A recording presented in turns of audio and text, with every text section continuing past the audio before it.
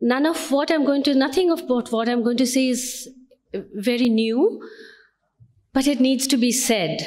And so I welcome this opportunity to speak before you. I thank Pralyan for inviting me to be a part of this effort. I just came back from one of our holidays to Calcutta. Calcutta is my birthplace, and I go there. We try and go there once a year, once in 2 years. And I've just come back from spending Christmas there. And there is a bakery in Calcutta called Nahum's. Maybe some of you have heard of it. It's run by a Jewish family. A family of Jews called the Nahum's came to India. They were Baghdadi Jews. They came to India in the 1930s, 1940s, I think, and they set up a bakery in the New Market, which sells, Christmas cakes and a lot of other Jewish specialities. The people who work in this Jewish bakery, the cooks, the bakers, many of the salesmen in the shop, the dalawalas, the people who carry the, bread from the bakery, many of them are Muslims. And during Christmas, few days before Christmas, the lines, the queues in front of Nahum's in New Market are so long, they often double back on themselves, just, like those Tirupati queues. That's how long those queues are for those cakes in Nahum's. And the majority of customers who are buying those Christmas cakes are Hindus.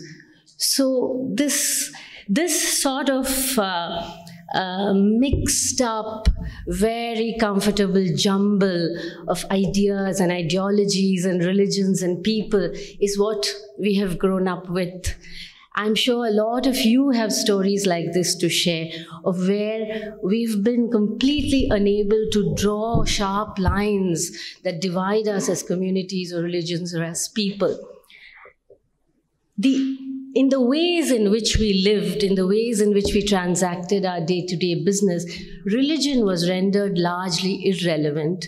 It existed in the background, but it didn't dominate, or it didn't dominate the conversation, or didn't dominate the ways in which we behaved and interacted. About a decade ago, maybe, if you spoke to the man or woman on the street and you asked her, to sort of tell you what his or her problems were, chances are all of us would have cribbed, everybody on the streets would have cribbed. They've cribbed about politics, they would have cribbed about poverty, they would have cribbed about bad roads, about power cuts. I doubt if anybody 10 years ago would have told you that my major problem is some other religion is, making life difficult for me. I completely doubt it. But this idea, this has changed. With relentless sort of hammering and with relentless, propaganda, using the insidious power of the internet, using the insidious power of the smartphone, one party has managed to make a large number of people in this country believe that there is indeed some sort of religious divide in this country, which is stopping all other kinds of progress. Impossible to believe, but many of us have ended up believing exactly this propaganda. And that campaign is not some innocent campaign that is, by chance, or it's like, it is a focused campaign. It is a planned, strategized campaign. And that campaign peaks with the Citizenship Amendment Act. And it's not going to end there. After that, until we reach the point where India is declared a Hindu Rashtra, until the word secular is removed from the preamble in the Constitution, this campaign is not going to end.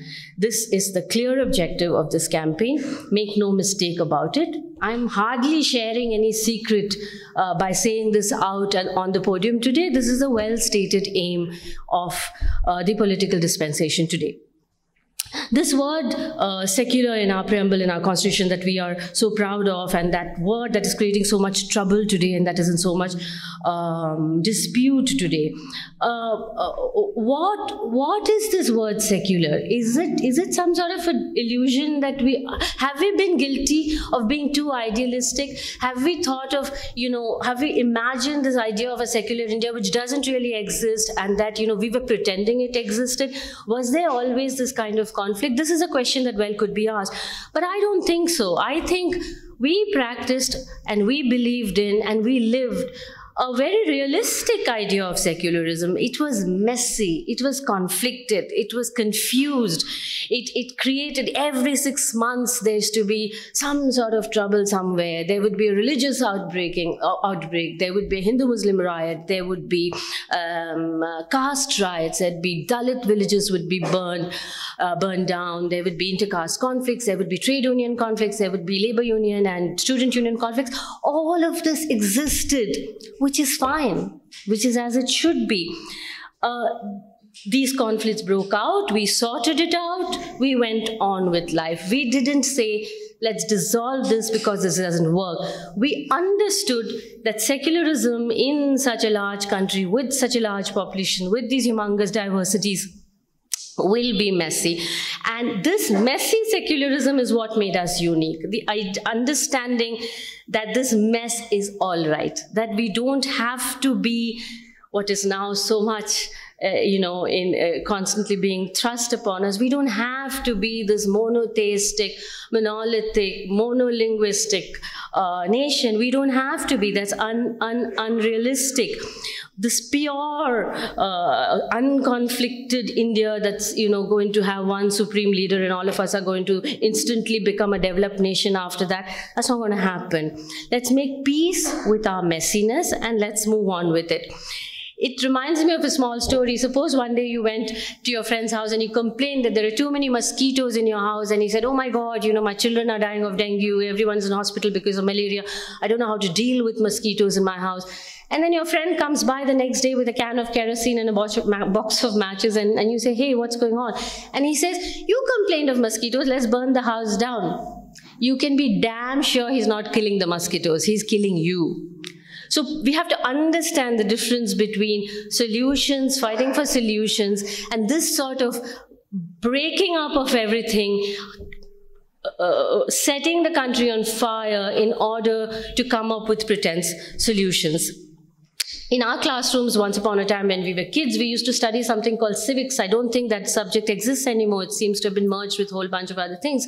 But it was sort of an introduction to political science. And in that class, we used to always have to study the preamble. We had to mug it up and we had to write an answer, and you'd get 5 or 10 marks for it. But in the process of studying the preamble, it was not really just a mugging up exercise. It was very much a part of our lives. The powerful words in the preamble were very much a part of our consciousness. We believed in it. Those words resonated with us. We were in a very, very fundamental way aware of the strength of our constitution, the strength of our preamble, strength of those words, and we didn't take it lightly. And for me today, the protests across the country against the CAA, for me, one thing has stood out, and I'm so happy to see it, is the sort of establishment of the preamble in our consciousness. The preamble is being read out in protest after protest, and it's being read out loud, and people are owning it. And I think that's what we need to do now. We need to sort of repossess the Constitution, repossess the preamble, and re-own those words so that we can sort of reclaim the idea of India as we once knew it. And this idea of reclaiming India is very important for me, and it has to be done in various ways. We have to reclaim the country, we have to reclaim the national anthem. It's not just for singing in a cinema hall. We need to reclaim the idea of the national anthem, the reciting of it in public, the singing of it in public. We need to reclaim Hinduism. We are unfamiliar with these ideas of angry gods. We need to reclaim the religion itself. So this battle is going to be fought from a lot of bases. My learned companions on the stage here today are going to talk to you about constitutional and legal angles to this. They're going to explain, the CAA and what it means. This battle has to be fought on all of those bases, constitutional, legal, political, and so on. But it has to be fought very importantly from one base, that is the citizens' base. It has to be fought from the heart. The time has come now for us to kind of exit these little cozy, safe, middle-class homes that we live in, where we are secure, where we are too posh or too nice or too refined to protest, too refined to hold up a placard or to, to speak up in public. That time, we don't have the luxury of that anymore. We're going to have to come out into the street. We're going to have to own this protest. We're going to have to fight this from the heart, with passion and with anger. And we need to show it. We need to be out there. And I'm confident that that moment has already been seized upon by many of our compatriots. And we, I think, have only one way, one direction to go from here, and that's ahead. Thank you so much.